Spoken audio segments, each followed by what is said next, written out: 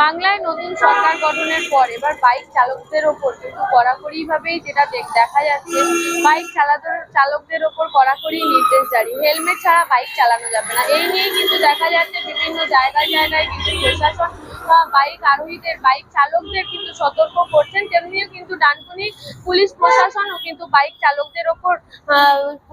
চালকদের কিন্তু সচেতন করছেন। এবার এই মুহূর্তে রয়েছি ডানকুনি যে লালবাবা রোড থেকে এন মুখার্জি লালবাবা রোডের সামনে ব্রিজে ওঠার মুখটাতেই দেখতে পাচ্ছি ডানকুনি পুলিশ প্রশাসন এখানেও কিন্তু বাইক চালকদের ওপর কিন্তু কড়াকড়ি ভাবেই সচেতন করছেন। কিছু বাইক আরোহীদের কিন্তু হেলমেট ছাড়া দেখেই কিন্তু তাদেরকে ফেরত পাঠিয়ে দিচ্ছেন, গাড়ি ঘোরানোর নির্দেশ দিচ্ছেন এবং কিছু বাইক আরোহীদের কিন্তু ফাইন নেওয়াও হচ্ছে। এরপরে এখনো যদি বাইক আরোহীরা সচেতন না হন, তাহলে কিন্তু জানানো হচ্ছে যে এর বড় কোনো পদক্ষেপ নেওয়া হবে।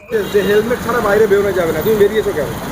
একটু দরকার ছিল, ভুল হয়ে গেছিলো, তা হেলমেট নিয়ে বেরোনোটা দরকার, কারণ এখানে আজকে ধরাও হচ্ছে। আমরা হেলমেট নিয়ে বেরোই, তো আজকে বেরোনো হয়নি। হেলমেট নিয়ে বেরোনো অবশ্যই দরকার। পানিশমেন্ট এখন তো সাইবার ক্যাফে এখানে বিল পাঠিয়ে দিয়েছে, এখন কত কি চালান মারে সেটা দেখতে হবে।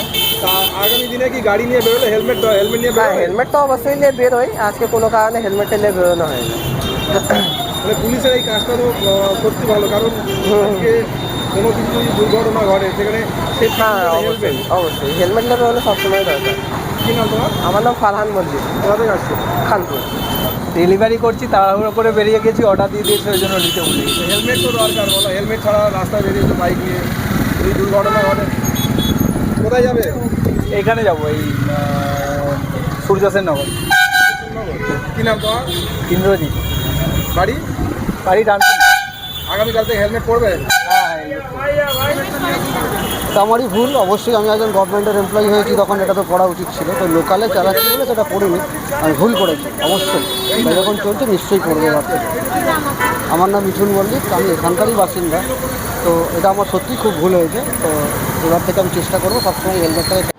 অর্থাৎ বুঝতেই পারছেন, আমরা কথা বলে নিলাম বাইক চালকদের সাথে, যেমন তারা জানাচ্ছে, কেউ বলছে আমাদের পাশের বাড়ি, কেউ বলছে আমি তাড়াহুড়োর মধ্যে হেলমেট না পরে চলে এসেছি। অনেক মানুষই আছে যে এই রাজ্য সরকারের নতুন নির্দেশ অনুসারে অনেকেই কিন্তু দেখা যাচ্ছে পথে হেলমেট পরেই বেরোচ্ছেন এবং রাজ্য সরকারের নির্দেশ অনুসারেই মারছেন। তবু আমরা জানতাম না অ্যাকচুয়ালি এই বিষয়টা।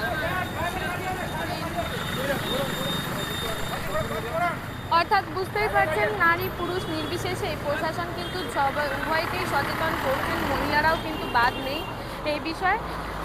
এইভাবেই কিন্তু পুলিশ প্রশাসন নিজের কাজ করে যাচ্ছেন এবং সমস্ত মানুষকেই সচেতন করে যাচ্ছেন। এই বিষয়ে আপনারা কি বলবেন অবশ্যই কমেন্ট করবেন। কমেন্ট বক্সে এই ধরনের খবর পেতে নজর রাখবেন ডিএনএন বাংলা। ডিএনএন বাংলা, সবার মানে সবার।